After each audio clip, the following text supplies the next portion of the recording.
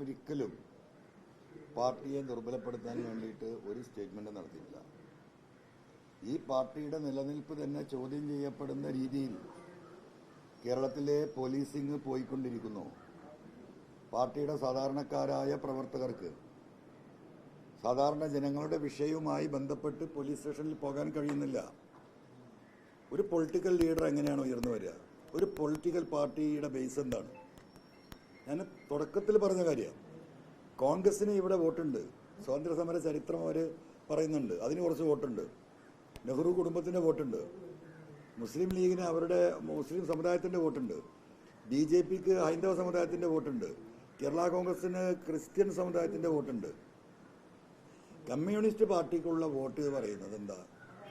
ഇവിടുത്തെ സാധാരണക്കാർ, ഇവിടുത്തെ പാവപ്പെട്ടവർ, ഇവിടുത്തെ കർഷകർ, ഇവിടുത്തെ കർഷക തൊഴിലാളികൾ, ഈ സമൂഹത്തിൻ്റെ ഏറ്റവും അടിത്തട്ടിൽ പ്രവർത്തിക്കുന്ന ചുമട്ട് തൊഴിലാളികൾ, ഓട്ടോറിക്ഷ ഓടിക്കുന്നവർ, തെരുവോര കച്ചവടക്കാർ, ഈ തുടങ്ങിയിട്ടുള്ള സമൂഹത്തിൻ്റെ ഏറ്റവും പ്രയാസപ്പെടുന്ന ആളുകളുടെ വിഷയങ്ങളിൽ പാർട്ടി പ്രവർത്തകർ ഇടപെട്ട് അവർക്ക് ആശ്വാസം നൽകുന്ന പ്രവൃത്തിയുടെ ഭാഗമായിട്ട് ഈ പാർട്ടിയെ സ്നേഹിക്കുകയും ഈ പാർട്ടിക്ക് വേണ്ടി ജീവൻ കൊടുക്കുകയും ചെയ്യുന്ന ഒരു പ്രസ്ഥാനമാണ്. അതാണ് കമ്മ്യൂണിസ്റ്റ് പാർട്ടി. ആ പാവപ്പെട്ടവരെ സഹായിക്കാൻ വേണ്ടി പ്രവർത്തിക്കുന്നത് ഈ പറയുന്ന ലോക്കൽ ലീഡേഴ്സാണ്. അവർക്ക് ഗവൺമെൻറ്റിൽ ഒരു സേ ഇല്ല. അവർക്ക് പഞ്ചായത്ത് ഓഫീസിൽ പോയി പഞ്ചായത്ത് സെക്രട്ടറിയോട് ഒരു ലൈഫ് പദ്ധതിയുടെ വീടിന് അർഹതപ്പെട്ട ഒരു വ്യക്തിക്ക് അത് കൊടുത്തത് ചോദ്യം ചെയ്യാൻ പാടില്ല. വില്ലേജ് ഓഫീസിൽ പോയി ഈ പറയുന്ന വില്ലേജ് ഓഫീസർമാർ കാണിക്കുന്ന അനീതിയെ ചോദ്യം ചെയ്യാൻ പാടില്ല. പോലീസ് സ്റ്റേഷനിൽ ഈ പറയുന്ന ഒരു ബൈക്ക് പിടിച്ചാൽ 3 സഖാക്കളാണെങ്കിൽ ആ 3 ആളെ പേരിൽ FIR ഇടുന്ന സ്ഥിതിവിശേഷം എന്താണെന്ന് പോയി ചോദിക്കാൻ യാതൊരു അർഹതയില്ല. അങ്ങനെ ചോദിച്ചാൽ അവരെ പോലീസ് കേസിൽ കൊടുക്കുന്ന അവസ്ഥ ഈ നാട്ടിൽ. എത്ര സഖാക്കളുടെ പേരിൽ കേസെടുത്തു? അപ്പോൾ ആ ഒരു വിഷയം, പൊതുവായിട്ടുള്ള വിഷയങ്ങളിൽ പാർട്ടി ഓഫീസിൽ പാവങ്ങൾ കത്തുമായി വരും, ഇന്നും വരുന്നുണ്ട്. ആ പ്രശ്നങ്ങൾ പരിഹരിച്ചു കൊടുക്കാനാണ് പാർട്ടി സെക്രട്ടറി അവിടെ ഇരിക്കുന്നത്. ആ വരുന്ന വ്യക്തിയുടെ ഒരു പ്രശ്നം പരിഹരിച്ചു കൊടുക്കുന്നതോട് കൂടിയിട്ട് എന്തായി? ആ കുടുംബം ഈ പാർട്ടിയിലേക്ക് വരികയാണ്. ഇന്ന് ആ കത്തുമായിട്ട് പോലീസ് സ്റ്റേഷനിലേക്ക് ആരെയും വിടാൻ പറ്റുമോ? ഇപ്പം നിലമ്പൂർ അങ്ങാടിയിൽ പോലീസ് സ്റ്റേഷൻ നിങ്ങൾക്കറിയാം. അങ്ങാടിയിൽ ആ കയറ്റം കയറി വരുന്ന റെസ്റ്റ് ഹൗസിന് മുമ്പിലാണ്. അവിടെ ആളുകൾ നിൽക്കുന്നുണ്ടെങ്കിൽ, ഒരു വിഷയവുമായി ബന്ധപ്പെട്ട് ആളുകൾ നിൽക്കുന്നുണ്ടെങ്കിൽ അതിൽ ഓട്ടോറിക്ഷയിൽ പോകുന്ന പാർട്ടി സെക്രട്ടറി ഇങ്ങനെ തിരിഞ്ഞിരിക്കുകയാണ്. എന്താ അറിയോ? ഈ സാധുക്കൾ കണ്ടാൽ സഖാവെ ഒന്ന് ഇറങ്ങുമെന്ന് പറഞ്ഞാൽ ഇറങ്ങേണ്ടി വരും. ഇറങ്ങിയ നാണക്കേടാണ്, നടക്കൂല. പാർട്ടി ഓഫീസുകളിൽ ആളുകൾ പൊതുപ്രശ്നവുമായി വരാതായി. എപ്പോഴും ആളുണ്ടായിരുന്നു പാർട്ടി ഓഫീസുകളിൽ ഇത്തരത്തിലുള്ള വിവിധ പ്രശ്നങ്ങളുമായി വന്നിട്ട്. അപ്പോൾ നിലമ്പൂർ അങ്ങാടിയിൽ ഒരു പ്രശ്നം നടക്കുന്നത് പറഞ്ഞാൽ എന്താണ് അവിടെ നടക്കുന്നത് എന്ന് അന്വേഷിച്ച് പോയിരുന്ന സഖാക്കൾ അവിടെ പോയി പെടാതിരിക്കാൻ ഓട്ടോറിക്ഷ എടുത്ത് ഇടവഴി വഴി പോകുന്ന ഞാൻ കാണുകയാണ്. പാർട്ടിയുടെ ഏരിയ സെക്രട്ടറി പോലീസ് സ്റ്റേഷനിൽ വിളിക്കുകയാണ്. ഹലോ സാർ, CI സാറല്ലേ? സുഖാണ് സാർ, കുറേ ദിവസമായി മിണ്ടിയിട്ട്. പിന്നെ ഒരു ഓട്ടോറിക്ഷ പിടിച്ച പ്രശ്നം, പാവപ്പെട്ട സഖാവാണ്, എന്തെങ്കിലും ഒരു വിട്ടുവീഴ്ച അല്ലേ? ഈ സ്ഥിതിയായിട്ട് എത്രയായി? ഇതാ ഞാൻ ചൂണ്ടിക്കാണിച്ചത്. ഇത് കമ്മ്യൂണിസ്റ്റ് പാർട്ടിയുടെ നിലപാടല്ല. പാവപ്പെട്ട വീടുണ്ടാക്കുന്ന ലൈഫ് പദ്ധതിയിൽ ഞാൻ ആദ്യം ഉന്നയിച്ച വിഷയം അതാണ്. നിങ്ങളതിലേക്കൊന്നും വരുന്നില്ല. ഈ ബഹുമാനപ്പെട്ട മുഖ്യമന്ത്രി തന്നെ നിയമസഭയിൽ പറഞ്ഞതാ, ലൈഫ് പദ്ധതി പാവങ്ങൾക്ക് വീട് വെച്ച് കൊടുക്കുന്നതാണ്. ഇതിനെ തടസ്സപ്പെടുത്താൻ നിങ്ങളാരും നിൽക്കരുത്, എല്ലാവരും ഇതുമായി സഹകരിക്കണം. എന്താ സുജിത്ദാസുമായി ഉണ്ടായ ആദ്യത്തെ പ്രശ്നം? ഈ ശശിധരനുമായി ഉണ്ടായ അവസാനത്തെ പ്രശ്നം എന്താ? ഇതല്ലേ വിഷയം? മനുഷ്യരെ ബുദ്ധിമുട്ടിക്കുക, പ്രയാസപ്പെടുത്തുക, ഈ കമ്മ്യൂണിസ്റ്റ് പ്രസ്ഥാനത്തിന്, ഈ ഗവൺമെന്റിന് എതിരാക്കുക, പൊതുവിൽ ജനവികാരം. ആ പണി ഇപ്പോഴും എടുത്തുകൊണ്ടിരിക്കുക. ഇപ്പൊ സഖാക്കളൊക്കെ പറയുന്നുണ്ടല്ലോ, ചെറിയൊരു ആശ്വാസമുണ്ട്. 5000 റുപ്യ ഫൈനിട്ടത് 500 ആയിട്ടുണ്ട്. ഒരു ലോറിയിൽ ഒരു പിക്കപ്പിൽ കുറച്ച് മണ്ണ് പിടിച്ചാൽ 30,000 40,000 അനുമോദനമൊക്കെ അറിയാലോ. നിങ്ങൾ മിണ്ടാറ്, നിങ്ങൾക്ക് ഇതൊക്കെ പറഞ്ഞൂടെ? ഇപ്പൊ 30,000 ഒന്നുമില്ല. ഇപ്പൊ ആദ്യത്തെ അവസ്ഥയിലേക്ക് ഏകദേശം പോവുകയാണ്. ഇത് തന്നെയാണ് പ്രശ്നം. അപ്പൊ അതാണ് ഞാൻ ഏറ്റുപറഞ്ഞത്. അത് ഞാൻ ഏറ്റുപറഞ്ഞതാണ് എൻ്റെ തെറ്റെങ്കിൽ ആ ഏറ്റുപറച്ചിൽ തുടർന്നുകൊണ്ടേയിരിക്കും. ആ ഏറ്റുപറയൽ തുടർന്നുകൊണ്ടിരിക്കും. സെക്രട്ടറി പറയുന്നത് അൻവർ ഉന്നയിച്ച ആരോപണം കൃത്യമായ അന്വേഷണം നടക്കുന്നുണ്ട്, പാർട്ടി കാര്യങ്ങൾ പരിശോധിക്കുന്നുണ്ട്. ഈ കൃത്യമായ അന്വേഷണങ്ങളും പാർട്ടി നടപടികളും നടന്നുകൊണ്ടിരിക്കുകയാണ്. അൻവർ അനാവശ്യമായ വിമർശനങ്ങളും പരസ്യ പ്രസ്താവനകളുമായി വീണ്ടും രംഗത്ത് വന്നതെന്നാണ് പാർട്ടി സെക്രട്ടറി പറയുന്നത്. കൃത്യമായ അന്വേഷണം നടക്കുന്നു എന്ന് അച്ചടി ഭാഷയിൽ പറഞ്ഞാൽ കൃത്യമായ അന്വേഷണം ആവുമോ? കത്ത് കൊടുത്തല്ലോ, റിദാൻ ബാസിൽ ഇതാ ഇടവണ്ണയാണല്ലോ. ഈ SIT ഞാൻ കൊടുത്ത പരാതിയുടെ അടിസ്ഥാനത്തിൽ SIT ഇത് അന്വേഷിച്ചുകൊണ്ടിരിക്കുക. ഈ അന്വേഷിച്ചുകൊണ്ടിരിക്കുമ്പോൾ കഴിഞ്ഞ 5 ദിവസം മുമ്പ് എന്താ ഇടവണ്ണ പോലീസ് ചെയ്തത്? ഈ അന്വേഷണത്തെ അട്ടിമറിക്കാൻ മഞ്ചേരി കോടതിയിൽ പോയിട്ട് പറഞ്ഞു റിദാൻ ബാസിലിൻ്റെ ഫോൺ അന്ന് നഷ്ടപ്പെട്ടത് കിട്ടിയില്ലായിരുന്നു. ആ ഫോണുമായി ബന്ധപ്പെട്ട ചില നിർണായക സൂചനകൾ ഞങ്ങൾക്ക് കിട്ടിയതുകൊണ്ട് ഈ വിചാരണ തൽക്കാലം നിർത്തിവെച്ച് റീ ഇൻവെസ്റ്റിഗേഷന് പെർമിഷൻ തരണം. കൊടുത്തില്ലേ കോടതി? ഇനി SITക്ക് ഇത് അന്വേഷിക്കാൻ പറ്റുമോ? ഒരു കേസ് എങ്ങനെ 2 ഏജൻസി അന്വേഷിക്കുക? ജില്ലാ കോടതിയുടെ നിർദ്ദേശപ്രകാരം അല്ലെങ്കിൽ ഓർഡർ പ്രകാരമാണ് വീണ്ടും ഇടവണ്ണ പോലീസ്. ഈ ഇടവണ്ണ പോലീസാണ് ഈ കേസ് മുക്കിയത്. അതായിരുന്നു എൻ്റെ പരാതി. ആ പരാതി അജിത് കുമാറിൻ്റെ നിർദ്ദേശപ്രകാരം നേരെ SITയുടെ അന്വേഷണ പരിധിയിൽ നിന്ന് പുറത്തേക്ക് കൊണ്ടുപോയി. ഞാൻ വിളിച്ചു പറഞ്ഞു, കത്ത് കൊടുത്തു. ഇതാണോ സത്യസന്ധമായ അന്വേഷണം നടക്കുക എന്ന് ബഹുമാനപ്പെട്ട സെക്രട്ടറി പറഞ്ഞത്? ഞാനിത് കാത്തിരിക്കണോ? ഇപ്പം എന്നെ കുറ്റവാളിയാക്കാൻ നോക്കുന്നവർ ഈ 188 പ്രതികളിൽ ഈ സ്വർണം കൊണ്ടുവന്നവരിൽ ഒരാളെ പോലും വിളിച്ച് അന്വേഷിച്ചിട്ടില്ല. നമ്മളിത് കഴിഞ്ഞ് അങ്ങോട്ടാ പോകുന്നത്. അല്ല, ഞാൻ പറയട്ടെ ഞാൻ പറഞ്ഞ പൂർത്തിയാട്ടെ. ബഹുമാനപ്പെട്ട സെക്രട്ടറി പറഞ്ഞ വസ്തുനിഷ്ഠമായി അന്വേഷണം നടക്കുന്നു. ഇതാണ് വസ്തുനിഷ്ഠമായ അന്വേഷണം. അച്ചടി ഭാഷ കൊണ്ട് മാത്രം പോരാ, അദ്ദേഹം അത് വളരെ സ്പഷ്ടമായി പറയുന്നുണ്ട്. അങ്ങനെയല്ല നടക്കുന്നത്. ഇത് കഴിഞ്ഞപ്പോൾ നമ്മൾ അങ്ങോട്ടാ പോകുന്നത്, കൊണ്ടോട്ടിയിലേക്കാ. ഞാൻ വിളിച്ച് പറഞ്ഞുകൊണ്ടേയിരിക്കുക, ആ തട്ടാനെങ്കിലും അത് പോയി നോക്കൂ അന്വേഷണ ഏജൻസിയോട്. ഒരാളും പോയി നോക്കിയിട്ടില്ല. ഇപ്പം ഇത് കഴിഞ്ഞാൽ അങ്ങോട്ടാണല്ലോ, ചില കൊണ്ടോട്ടി. ഈ പണിയൊക്കെ എന്താ എന്നെ കൊണ്ടെടുപ്പിക്കുന്നത്? എന്നിട്ട് വസ്തുനിഷ്ഠമായി, ഇതാണ് വസ്തുനിഷ്ഠമായ അന്വേഷണം.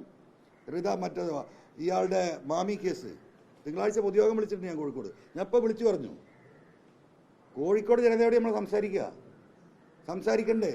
ഒരു മനുഷ്യൻ അങ്ങാടിയിൽ നിന്ന് ഉച്ചക്ക് അങ്ങോട്ട് പിടിച്ചു കൊണ്ടുപോയിട്ട് 13-14 മാസമായി ഒരു വിവരമില്ല.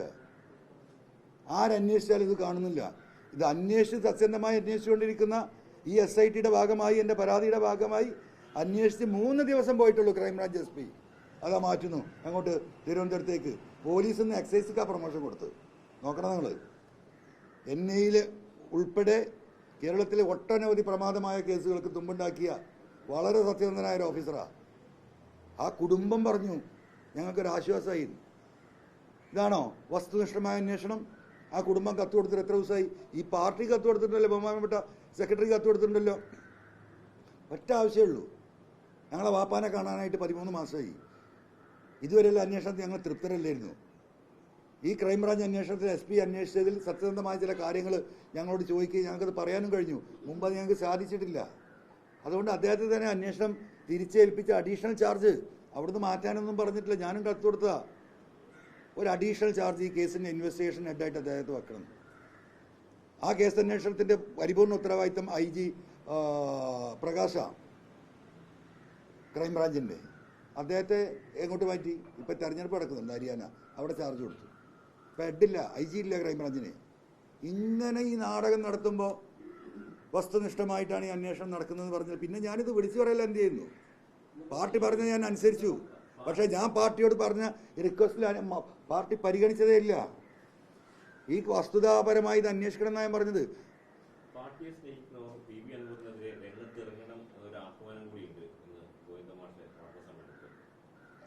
പാർട്ടിയെ സ്നേഹിക്കുന്നവർ പാർട്ടിയെ സ്നേഹിക്കണല്ലോ. പാർട്ടി എന്ന് പറയുന്നത് കമ്മ്യൂണിസ്റ്റ് പാർട്ടി എന്താണെന്ന് ഞാൻ പറഞ്ഞു. അതെന്താ? ഞാൻ കമ്മ്യൂണിസ്റ്റ് ഒന്നും പഠിച്ചിട്ടില്ല. ഈ ഇരിക്കുന്നവരിൽ ഈ കേരളത്തിലെ ലക്ഷക്കണക്കിന് വരുന്ന കമ്മ്യൂണിസ്റ്റ് പാർട്ടികളിൽ മാർക്സും ആംഗിൾസും എഴുതിയത് വായിച്ച് പഠിച്ചിട്ട് വന്നവരൊന്നല്ല കമ്മ്യൂണിസ്റ്റുകാർ. ഞാൻ അങ്ങനെയൊന്നും മാർക്സ് പാർട്ടി ലീഡർഷിപ്പിൽ തെറ്റിദ്ധാരണ ഉണ്ടെങ്കിൽ വേണ്ട. ഇതൊക്കെ ഒരു ധാരണയുടെ അടിസ്ഥാനത്തിലാണ്. പാവങ്ങൾക്ക് വേണ്ടി, സാധാരണക്കാർക്ക് വേണ്ടി പോരാടുന്ന ഒരു സംഘടന, തൊഴിലാളികൾക്ക് വേണ്ടി സംഘടന, സമൂഹത്തിൽ അധസ്ഥിതരായിട്ട് പോരാടുന്ന ഒരു സംഘടന. പിന്നെ ഏറ്റവും പ്രധാനമായിട്ട് എന്താ? രാജ്യത്തിൻ്റെ വർഗീയ ഫാസിസ്റ്റ് ശക്തികൾക്കെതിരെ ഒരു വിട്ടുവീഴ്ചയും ചെയ്യാതെ നിലപാടെടുക്കുന്ന പാർട്ടി കമ്മ്യൂണിസ്റ്റ് പാർട്ടി. ഇങ്ങനെ പല ബേസിലാണ് ഈ പാർട്ടിയിലേക്ക് ആൾ വന്നിട്ടുള്ളത്. അതാണ് കമ്മ്യൂണിസ്റ്റ് പാർട്ടി. അപ്പോൾ അതിൻ്റെ ബേസിൽ ഞാൻ ഈ പറയുന്ന കാര്യങ്ങൾ പാർട്ടി സെക്രട്ടറി പറയുന്നിടത്താണോ സത്യം? അതല്ല ഈ നാട്ടിൽ ഇത് അനുഭവിക്കുന്ന സാധാരണ മനുഷ്യരുടെയും പാർട്ടി പ്രവർത്തകരുടെയും അനുഭവം ഇതാണ്. അത് അവർ പാർട്ടി പ്രവർത്തകർ തീരുമാനിച്ചോട്ടെ. ഞാൻ ആ പാർട്ടിക്കൊപ്പമാണ്. ഏത് പാർട്ടിക്കൊപ്പം? ഈ പറയുന്ന സാധാരണ ജനങ്ങൾക്കൊപ്പം, ഈ പാവങ്ങൾക്കൊപ്പമാണ് ഞാൻ. അതിലൊരു തർക്കമില്ല. എങ്ങനെ പാർട്ടി ഇതേ തരത്തിൽ കൂടുതൽ പ്രതിഷേധങ്ങളും മറ്റു കാര്യങ്ങളായിട്ട് മുന്നോട്ട് പോകാനാണ് തീരുമാനിക്കുന്നത്. അങ്ങ് സ്നേഹിക്കുന്ന പാർട്ടി പ്രവർത്തകരെ കൊണ്ടാണ് സെക്രട്ടറി പറയുന്നത്. അത് കുഴപ്പമില്ലെന്നേ. ഞാൻ നിലമ്പൂർ പോയ കഥ പറഞ്ഞല്ലോ, മത്സരിക്കാൻ പോകുമ്പോഴുള്ള സംഭവം പറഞ്ഞില്ലേ? കേട്ടില്ല നിങ്ങൾ? അന്ന് ഇതേപോലെ ആയിരുന്നല്ലോ. ആ പാർട്ടി സഖാക്കളെ മുഴുവൻ തിരിച്ചു വിട്ടിരുന്ന ഒരു വിഭാഗം PV അൻവർ മുർദാബാദ് എന്ന് പറഞ്ഞു. എനിക്ക് പാർട്ടി ഫൈനൽ 2016 തെരഞ്ഞെടുപ്പിൽ സീറ്റ് പ്രഖ്യാപനം നടന്നിട്ടില്ല, പ്രഖ്യാപിക്കുന്നതിന് മുമ്പാണ്. ഞാൻ ആര്യാടൻ്റെ ബന്ധുവാണ്. ആര്യാടൻ ശോകത്തിനെ ജയിപ്പിക്കാൻ വേണ്ടിയിട്ട് പാർട്ടിയിലൊരു വിഭാഗം പൈസ കൊടുത്ത് പാർട്ടിയെ സ്വാധീനിച്ച് എന്നെ സ്ഥാനാർത്ഥിയാക്കിയതാണ്. അതുകൊണ്ട് അൻവറിന് നിലമ്പൂരിലേക്ക് പ്രവേശനമില്ല എന്നായിരുന്നു അന്ന്. 25 പാർട്ടി ഓഫീസുകൾ പൂട്ടിയെന്ന്. എടക്കര ഏരിയ കമ്മിറ്റി ഓഫീസ് പൂട്ടി, പലരും സ്ഥാനത്തുനിന്ന് വിട്ടു. ആ അവസ്ഥയിലാണ് ഈ സ്ഥാനാർത്ഥിയായിട്ട് ഞാനവിടെ വരുന്നത്. ഞാൻ ഏറ്റെടുത്തു. ഞാൻ പറഞ്ഞു, പാർട്ടിയുടെ ഉത്തരവാദിത്തപ്പെട്ട തെറ്റിദ്ധരിപ്പിക്കപ്പെട്ട സഖാക്കളാണ്, അവർ പാവങ്ങളാണ്. അവരെ ഈ പറഞ്ഞത് ഒറ്റയടിക്ക് അവർക്ക് അതേ മനസ്സിലാവൂ. 42 ദിവസം ഉണ്ടായിരുന്നു അന്ന് ഇലക്ഷന് നോമിനേഷൻ കൊടുത്തിട്ട്. 20 ദിവസം കഴിഞ്ഞപ്പോഴേക്ക് PV അൻവർ മുർദാബാദ് എന്ന് വിളിച്ച ഈ സഖാക്കൾ സത്യം മനസ്സിലാക്കി. PV അൻവർ സഖാവെ സിന്ദാബാദ് എന്ന് വിളിച്ചിട്ടുണ്ട് ഈ നിലമ്പൂരിൽ. അപ്പം അന്ന് വേറൊരു വിഭാഗം നടത്തിയ പണി ഇന്ന് പാർട്ടി നേതൃത്വത്തിൽ നടത്തുകയാണെങ്കിൽ നടത്തട്ടെ എന്ന്. അവർക്കത് മനസ്സിലാവുമല്ലോ ജനങ്ങൾക്ക്, പാർട്ടിക്കാർക്ക്. അത്രേ അതിനകത്ത് എനിക്ക് പറയാനുള്ളൂ.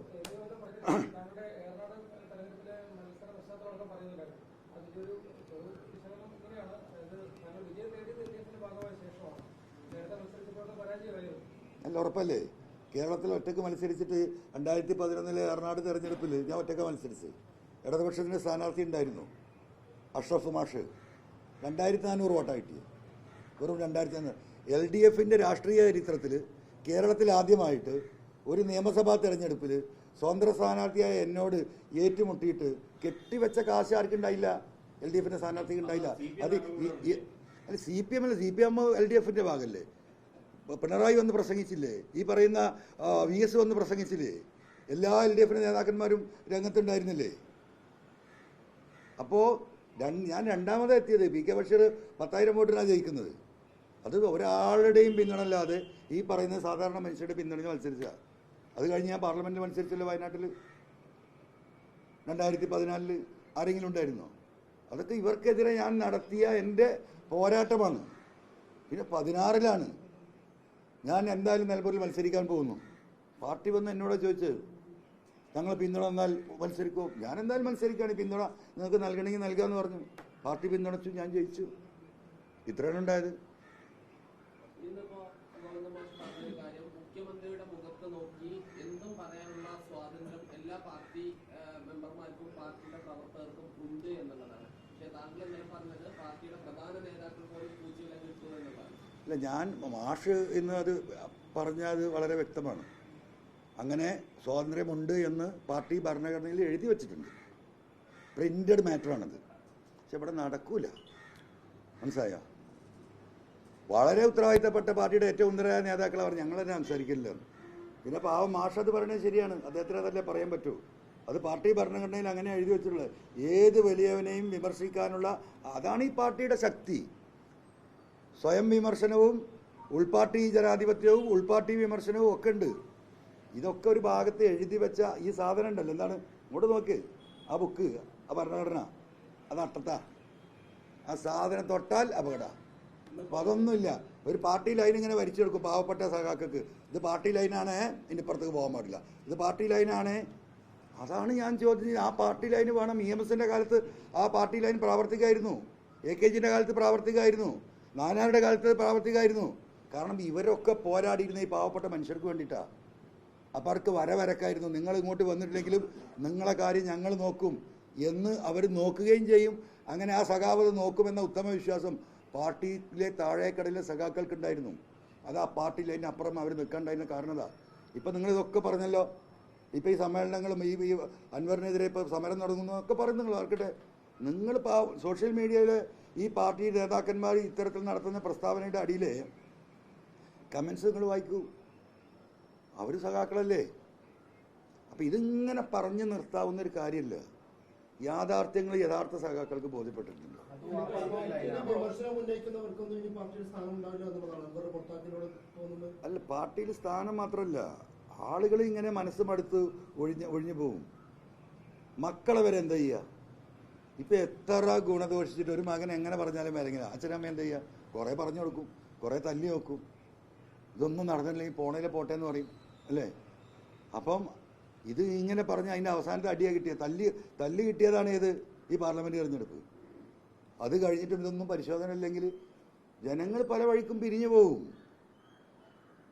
അതാണ് പാർട്ടി സംഭവിച്ചുകൊണ്ടിരിക്കുന്നത്.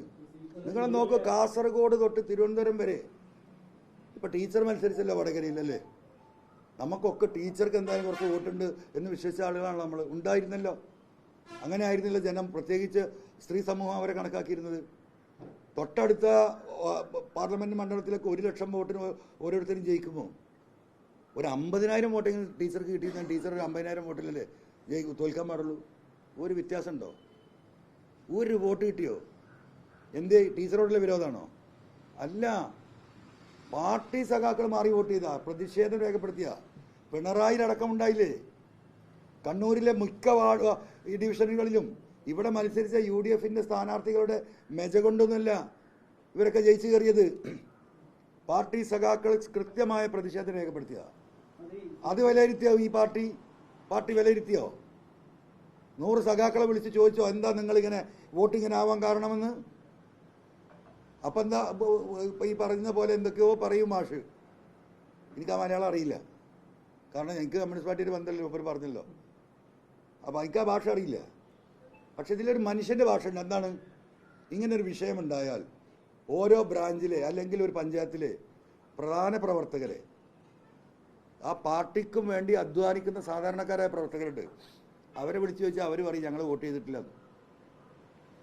എന്ത് സഖാവ് ഇനി അങ്ങനെ ഒരു തീരുമാനം എടുത്തെന്ന് ചോദിച്ചാൽ ആ സഖാവ് പറയും നിങ്ങൾ ഈ നിലപാടുകൾ ശരിയല്ല, ഇത് പാർട്ടിയുടെ നിലപാടല്ല, അതുകൊണ്ട് നിങ്ങൾക്കൊന്ന് പഠിക്കാനൊന്ന് ചിന്തിക്കാനാണ് ഞങ്ങൾ ഈ വോട്ട് ഇങ്ങനെ ചെയ്തത് എന്ന് അവർ പറയും. ചോദിച്ചവരാരെങ്കിലും? എനിക്കും അറിയില്ല. ഇപ്പോൾ സെക്രട്ടറി പറയുന്നത് പോലെ ബഹുജന സംഘടനകളായിട്ടൊന്നും ഒരു ബന്ധമില്ല, പ്രവർത്തിച്ചില്ല എന്ന് ആയിക്കോട്ടെ, സമ്മതിച്ചു, അത് നാട്ടുകാർക്ക് അറിയാം. നമുക്കുണ്ട് ഇവരൊക്കെ ആയിട്ട് ബന്ധം, ഇവരോടൊക്കെ നമ്മൾ അന്വേഷിക്കുന്നുണ്ട്. ഞാൻ നടത്തിയൊരു അന്വേഷണം പോലും പാർട്ടി നടത്തിയിട്ടില്ല, മനസ്സിലായോ? ഇതിലെ എന്താ 7ാം കൂലിയായ PV അൻവർ, ഏതോ എന്താ പറയുക അലഞ്ഞു തിരിഞ്ഞു നടന്ന കോൺഗ്രസ്സുകാരൻ ഈ പാർട്ടിക്ക് കയറി വന്ന 7ാം കൂലിയായ PV അൻവർ ഇതിന് അന്വേഷണം നടത്തിയിട്ടുണ്ട്. ആ വിവരങ്ങൾ വെച്ചിട്ടാണ് ഞാൻ ഈ സംസാരിക്കുന്നത്. ആ 7ാം കൂലിയുടെ വിവരം പോലും, അല്ലെങ്കിൽ ആ വലിഞ്ഞു കയറി വന്ന ആ പഴയ കോൺഗ്രസ്സുകാരൻ്റെ താല്പര്യം പോലും ഈ പാർട്ടി സഖാക്കളുടെ വിഷയങ്ങളിൽ ഇത്ര വലിയൊരു പരാജയം ഉണ്ടായിട്ട് അതുപോലും പരിശോധിക്കാൻ തയ്യാറാകാതെ എൻ്റെ നെഞ്ചത്ത് കയറിയിട്ട് എന്താ കാര്യം? ഞാൻ ഇന്നലെ ഏതൊരു വാർത്തക്കാരോട് പറഞ്ഞു, ഒരു സ്ത്രീ വെള്ളം മുക്കിക്കൊണ്ടിരിക്കുക, അതിൻ്റെ സ്വർണ്ണമാല പൊട്ടി കിണറ്റിലേക്ക് വീണു, അത്യാവശ്യം വെള്ളമുണ്ട് കിണറ്റിൽ. നാട്ടുകാരിൽ പലരും മുങ്ങലറിയുന്നവരൊക്കെ വന്ന് മുങ്ങി, ആര് തപ്പിയിട്ടും കണ്ടില്ല. അപ്പോൾ ഒരു വഴിപോക്കൻ അങ്ങനെ പോകുന്നുണ്ട്. അപ്പോൾ ഈ ആളുകളൊക്കെ ഇനി അത് കിട്ടൂല പറഞ്ഞ് തിരിഞ്ഞു വരിക. അപ്പോൾ ഈ വഴിപോക്കൻ നിങ്ങൾ അങ്ങോട്ടാണ് പോകുന്നത്. അപ്പോൾ അവർ പറഞ്ഞു ഇങ്ങനെ മാല കിണറ്റ് ചാടിയിരുന്ന് തെരഞ്ഞിട്ട് കാണുന്നില്ലാണ്. ഇവരങ്ങോട്ട് പോയി വഴിപോക്കനെ കാരെടുത്ത് ഇറങ്ങി, അവൻ മുങ്ങിയപ്പോൾ തന്നെ ഈ മാല കിട്ടി. അവന് കൂക്കി വിളിച്ച് എല്ലാവരും കൂടി വരുന്നവരെ കട്ട അടി, നിനക്ക് എങ്ങനെയത് കിട്ടിയത് വെച്ചിട്ട്. ആ സ്ഥിതിയല്ലേ പരിക്ക്. ആ വഴിപോക്കനുണ്ടായ സ്ഥിതി. ഇവനാരിതൊക്കെ പറയാൻ? ഒരു പാർട്ടിയായിട്ട് ഒരു ബന്ധമില്ലാത്തവൻ, ഒരു മൗലിക സംഘടനയായിട്ട് ഒരു ബന്ധമില്ലാത്തവൻ, ഒരു വിദ്യാർത്ഥി സംഘടനയായിട്ടോ ഒരു ആയിക്കോട്ടേന്ന്. ആ വഴിപോക്കന് ഇപ്പോൾ ഒരു മാല കിട്ടിയതല്ലേ ഇതിൻ്റെ പ്രശ്നം. ആ വഴിപോക്കൻ ഈ പാർട്ടി എന്താണ് ഈ തെരഞ്ഞെടുപ്പിൽ സംഭവിച്ചതെന്നുള്ള നടത്തിയ പരിശോധന പോലും ഈ പാർട്ടി നടത്തിയിട്ടില്ല. അവർക്ക് ഇപ്പോഴും വിവരം മനസ്സിലായിട്ടില്ല. ഇനി ജനം തീരുമാനിച്ചോട്ടെ, എനിക്കത്രേ പറയാൻ പറ്റുള്ളൂ. എന്നെ ചവിട്ടി പുറത്താക്കിയതുകൊണ്ട് ഞാൻ പുറത്തു പോലും, ഞാൻ ആദ്യം പുറത്താണ്. ഞാൻ പറഞ്ഞ കാവലൊക്കെ സെക്യൂരിറ്റി പണിയായിരുന്നു. ഇപ്പോൾ സെക്യൂരിറ്റി പണി ഗേറ്റിൻ്റെ അകത്താണ് ഉണ്ടാവുക. അപ്പോൾ ഞാൻ ഗേറ്റിനെ പുറത്ത്, ഞാൻ റോട്ടിൽ നിൽക്കും. വരുന്നവരോട് ഹലോ ലാൽ സലാം സാഖാവേ, ലാൽ സലാം, ഞാൻ റോട്ടിലുണ്ടാവും. ഈ വിഷയത്തോട് ഞാൻ ഉന്നയിച്ച ഈ വിഷയത്തോട് അത് ശരിയാണെന്ന് തോന്നുന്ന ഏതെങ്കിലും സഖാവ് ഉണ്ടെങ്കിൽ ഞാൻ ഈ പറഞ്ഞ ഈ കോക്കസിൻ്റെ ഈ പറയുന്ന രാഷ്ട്രീയ പാർട്ടികൾ, കേരളത്തിലെ ഉന്നതരായ നേതാക്കന്മാർ തമ്മിലുള്ള ഈ കോക്കസ് ഉണ്ടല്ലോ, ആ കോക്കസിൻ്റെ ഭാഗമാകാൻ തയ്യാറില്ലാത്ത ആരെങ്കിലും ഉണ്ടെങ്കിൽ ആ കോക്കസിനെതിരെ പോരാട്ടത്തിൽ അവരെ എൻ്റെ കൂടെ അണിചേരുമെന്ന് ഞാൻ വിശ്വസിക്കുന്നത്. അപ്പോൾ ഞാനിത് നിർത്താനല്ല, ഞാനിത് പറഞ്ഞുകൊണ്ടേയിരിക്കും. ഞാൻ ഒരു പാർട്ടിക്ക് എതിരല്ല. ഞാനെന്ന് പറയുന്ന ഈ പാവപ്പെട്ട മനുഷ്യരുടെ നീതി നിഷേധം അങ്ങേയറ്റം ഇവിടെ നടന്നുകൊണ്ടിരിക്കുകയാണ്. ഒരാൾക്കും ഒരു നീതിയില്ല. ഞാൻ ആവർത്തിച്ചതാ പറയുന്നത്. കമ്മ്യൂണിസ്റ്റുകാർക്കാണ് ഈ ഭരണത്തിൽ ഒരു നീതിയും കിട്ടാത്തത്. അത് കഴിഞ്ഞാൽ ഇവിടുത്തെ ന്യൂനപക്ഷങ്ങൾക്കാണ്. അവരെ ചേർത്ത് നിർത്തി ഈ പോരാട്ടം ഞാൻ നയിക്കും. ഞാൻ പറഞ്ഞില്ലേ, ആരാണ് വരുന്നത്? നിലമ്പൂരിൽ ഞാനൊരു ജീപ്പ് കെട്ടിയതിൻ്റെ മുകളിൽ കയറിയെന്ന് ഞാൻ പറയും. അത്രേ പറയുന്നുള്ളൂ. 16 മണ്ഡലങ്ങളിൽ ഞാൻ പ്രസംഗിക്കാൻ പോവാം. 16 മണ്ഡലങ്ങളിലും ഒരു ഒരു ഒരു ഒരു മഹീന്ദ്ര ജീപ്പിൽ 2 മൈക്കും കെട്ടിയിട്ട് പണ്ട് ഈ ലോട്ടറി വിൽക്കുന്നവനെ വിളിച്ച് പറഞ്ഞു നടക്കൂലേ, അതേപോലെ ഞാൻ നടക്കാൻ പോവുക. ഒരാളും വരണ്ട. എന്നിട്ട് ആളുണ്ടെങ്കിൽ മതിയെന്ന്. ഈ ജനത്തിന് ഇതിൽ താല്പര്യമില്ലെങ്കിൽ ഇപ്പോഴും ഈ പറയുന്ന മന്തിയും ഈ ചിക്കൻ മന്തിയും കുഴിമന്തിയും ഒക്കെ കഴിച്ച് ഇങ്ങനെ മലർന്ന് കിടക്കല്ലേ ചെറുപ്പക്കാർ. എത്ര ദിവസം കിടക്കും? കിടന്ന സ്ഥലത്ത് പല സ്ഥലത്തും കണ്ടല്ലോ. ഒരു സാമൂഹ്യ ബോധമില്ല. ഈ നാട്ടിൽ നടക്കുന്ന കാര്യത്തെക്കുറിച്ച് ഒരു ചിന്തയില്ല. അവരെ ഒന്ന് തട്ടി ഉണർത്താൻ പറ്റുമെന്ന് ഞാനൊന്ന് നോക്കുന്നു. ഇപ്പം മലപ്പുറം ജില്ലയിലൊക്കെ ഐസ്ക്രീം പൊരിച്ചാൽ കഴിക്കുന്നത്. മനസ്സിലായി? എല്ലാം തിന്ന് കഴിഞ്ഞു. ലോകത്തെവിടെയും കേട്ടിട്ടുണ്ടോ ഐസ്ക്രീം പൊരിക്കാൻ?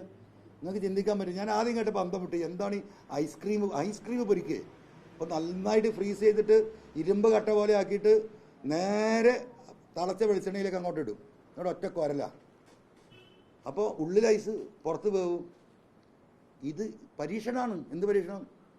ഭക്ഷണത്തിൽ ഈ ഒരു പണിയല്ലാതെ മലപ്പുറം കോഴിക്കോട് ജില്ലയിൽ ഇവർക്ക് വേറൊരു പണിയില്ല. ഇത് പറയാം. മറ്റേ സോഡ ഉണ്ട്. എന്ത് സോഡ? ഇത് ഇഞ്ചി സോഡ എന്നൊക്കെ. സാധാരണ മനുഷ്യന് കുടിച്ചാൽ തലമിന്നി വീഴുന്നായിരുന്നു. അത് കൂടല്ലൂരാ കിട്ടുക. ഇവിടുന്ന് വണ്ടി വിടുക. ഏതാ സോഡ കുടിക്കാനേ കൂളിംഗ് ഗ്ലാസും വെച്ചിട്ട് പോവാണ്. ഇതാണ് യുവാക്കൾ. ആ യുവാക്കളോടെ സംസാരിക്കാനുള്ളത്. അപ്പോൾ ഞാൻ സംസാരിച്ച് നോക്കും. ഇവരെന്ന് ഉണർത്താൻ പറ്റുമോ നോക്കും. ഉണരില്ലെങ്കിൽ ഞാൻ വിടും.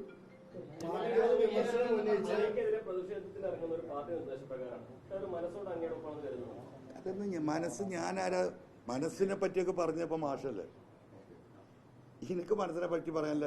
ഞാൻ മനഃശാസ്ത്രം ഒന്നും പഠിച്ചിട്ടില്ല. എനിക്ക് അതിനെ പറ്റി അറിയില്ല.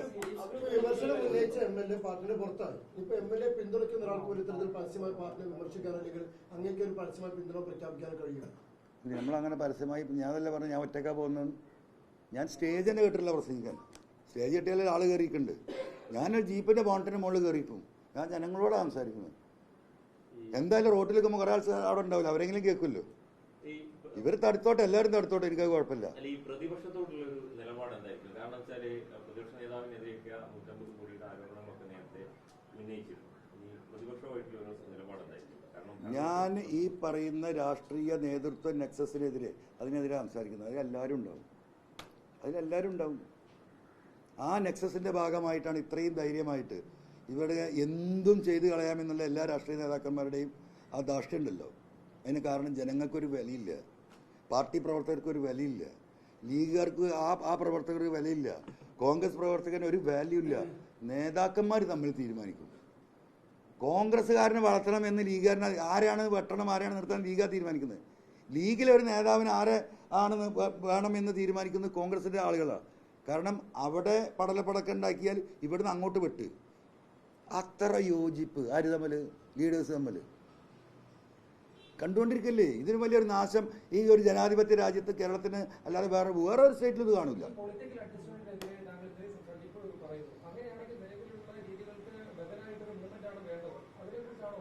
അല്ല, അത് ജനം തീരുമാനിച്ചോട്ടെ. ഞാൻ അതിനെ വേദനയുണ്ട്. ഞാൻ എൻ്റെ ഡ്യൂട്ടി എന്താ? ഒരു പൊതുപ്രവർത്തകൻ എന്ന നിലക്ക് ഇത് ഞാൻ മനസ്സിലാക്കിയ വിവരം ഞാൻ വിഴുങ്ങി നടക്കില്ല. എനിക്കിപ്പോൾ ഈ സൗകര്യങ്ങളൊക്കെ പറ്റി ഈ ഷെൽട്ടറിൽ നിന്ന് സുഖമായിട്ട് എനിക്ക് പോകാൻ നിങ്ങൾക്കറിയാലോ.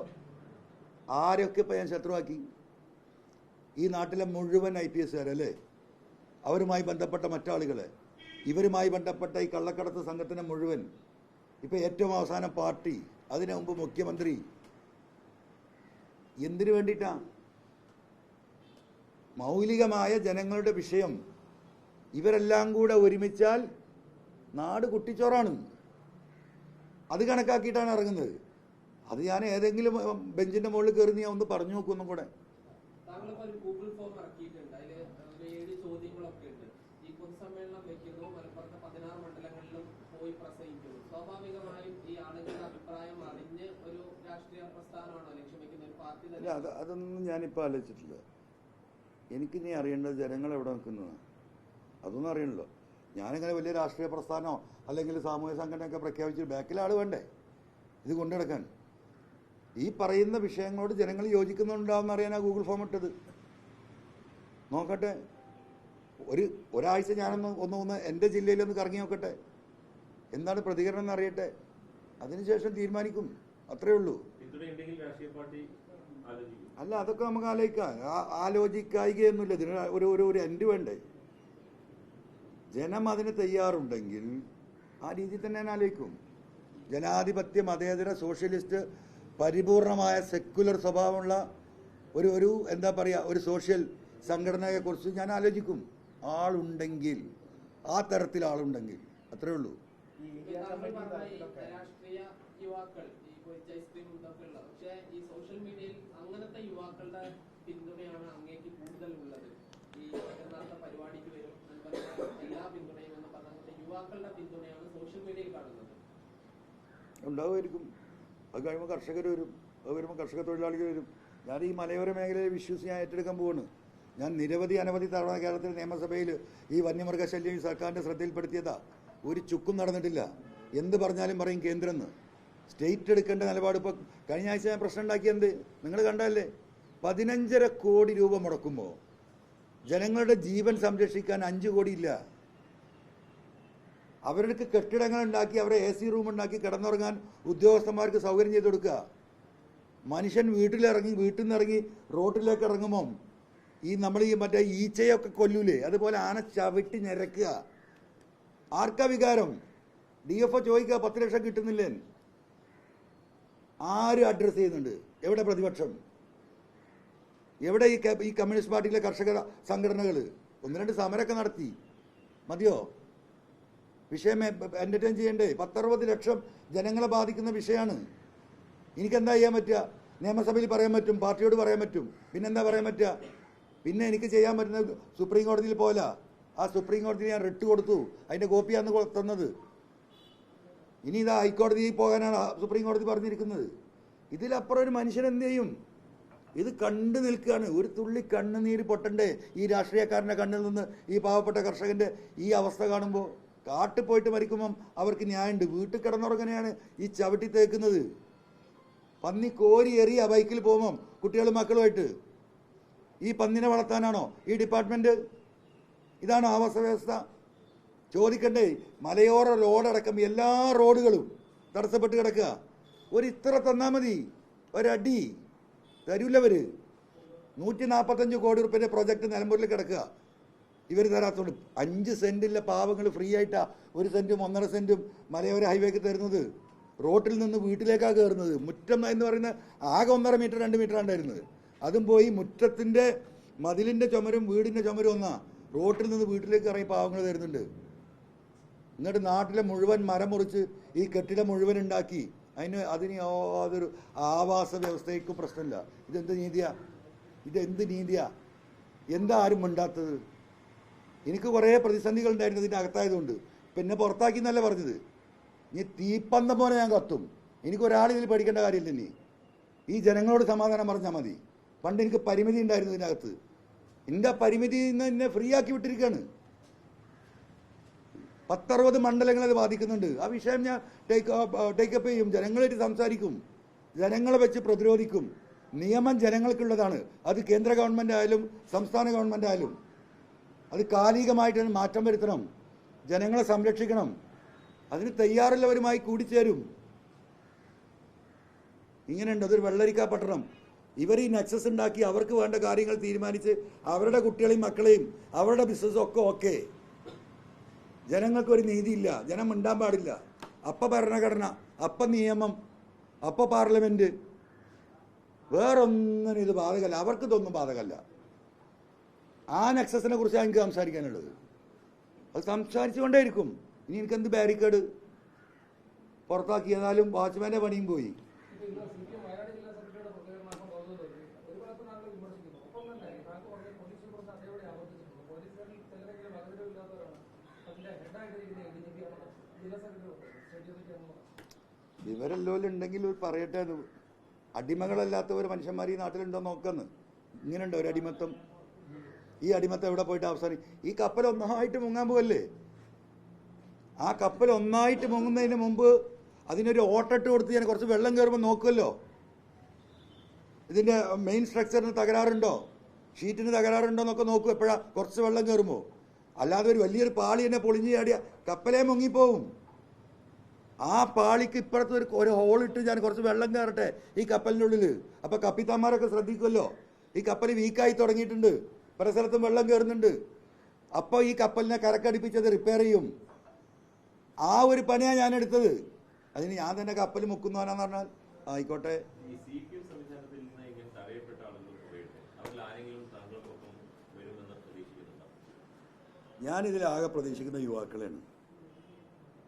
പിന്നെ ഈ പറയുന്ന ഇവരുടെ തിന്മക്ക് വിധേയമായ ഈ രാഷ്ട്രീയ കോക്കസിൻ്റെ ഭാഗമായി തിന്മക്ക് വിധേയമായ ഇവിടുത്തെ പറയുന്ന ഈ മലയോര കർഷകരും അവിടെ ജീവിക്കുന്നവരും ഈ പറയുന്ന ഓട്ടോറിക്ഷ തൊഴിലാളികളും വൈകുന്നേരം വരെ ഓടി 1000 റുപ്യൊക്കെ ഓടുക. അതിൽ 500 റുപ്യ ഡീസലും ടയറിന് തേയ്മാനമായി കഴിഞ്ഞ് 200 റുപ്യക്ക് പോകുമ്പോൾ ഭക്ഷണം കഴിക്കും. പിന്നെ 300 റുപ്യ ഉള്ളത്. ആ 300 റുപ്യ ഒരു ദിവസം ബാക്കിയായിട്ട് ജീവിക്കുന്ന ഒരുത്തനാണ് 2000 3000 എന്താ പറയുക ഫൈനിട്ട് കൊടുത്തിട്ട് അവൻ്റെ മൂന്തമ്മ ഒട്ടിച്ചിട്ട് പോകുന്ന പോലീസുകാർ. എന്താണ് സാറേ ഇതെന്ന് ചോദിക്കുമ്പോൾ ഇത് നിന്നോട് പറഞ്ഞിട്ട് കേട്ടില്ല, ഇത് അവിടുന്ന് മോളുന്നില്ല, ഗവൺമെൻറ്റിൻ്റെ ഓർഡറാണ് അല്ലേ. എത്ര എണ്ണം ഈ പാർട്ടി ഓഫീസിൽ കയറി ഇറങ്ങുന്നുണ്ടാവും? അപ്പോൾ അതാണ് വിഷയം. ഇതൊക്കെ പറഞ്ഞാൽ ഞാനെന്തോ ആയിക്കോട്ടെ. മറ്റേ അച്ചടി ഭാഷയും ആ എഴുതി വെച്ച സംഗതി ഉണ്ടല്ലോ, ഞാൻ അച്ചടി ഭാഷ എന്ന് ഉദ്ദേശിക്കുന്നത് ഭാഷ കളിയാക്കി പറയല്ലോ കേട്ടോ. അദ്ദേഹം ആ ഭാഷയിലാണ് സംസാരിക്കുക. ആ വസ്തുനിഷ്ഠമായി അന്വേഷിക്കുന്നുണ്ട്. എന്നിട്ടും PV അൻവർ അത് മാനിക്കാതെ ഇങ്ങനെ ഒരു പ്രസ്താവന നടത്തി. അതാ പറഞ്ഞത്, നമ്മളെല്ലാം മാനിച്ചിട്ടുണ്ട്. ഞാൻ ആ അഭ്യർത്ഥന വന്നപ്പോൾ ഞാൻ സ്റ്റോപ്പ്. എനിക്ക് പിന്നെ പ്രതീക്ഷ പാർട്ടിയിലാണ്. അന്വേഷണം ഈ പറഞ്ഞ രീതിയിൽ നടക്കുന്നില്ല.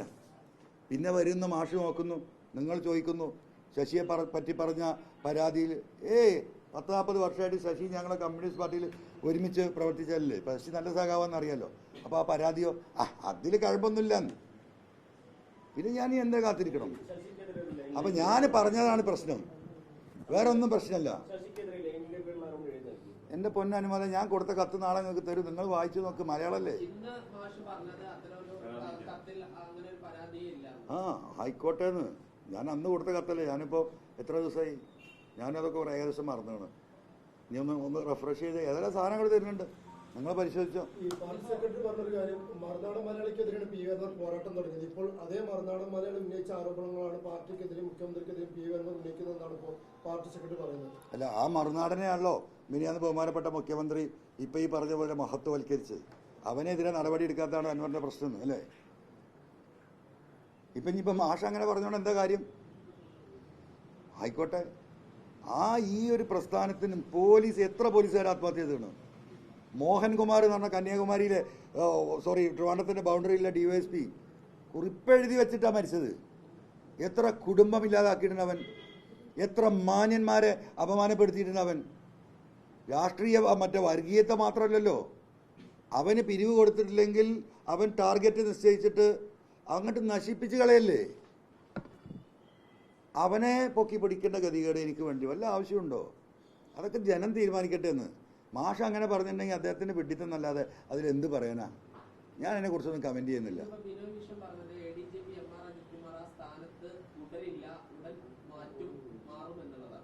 എന്താ കാര്യം?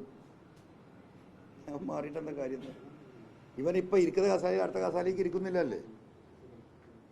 ഈ പോലീസ് ആകെ വിജിലൻസും ഈ പറയുന്ന ക്രൈംബ്രാഞ്ചും ഈ പറയുന്ന ഇൻ്റലിജൻസും IB ഒക്കെ ഭരിക്കുന്നത് ഇപ്പം തന്നെയല്ലേ. അവൻ ഇരിക്കുന്ന കസാലയിൽ നിന്ന് മറ്റേ കസാലയിലേക്ക് മാറി ഒരു കാര്യമില്ല.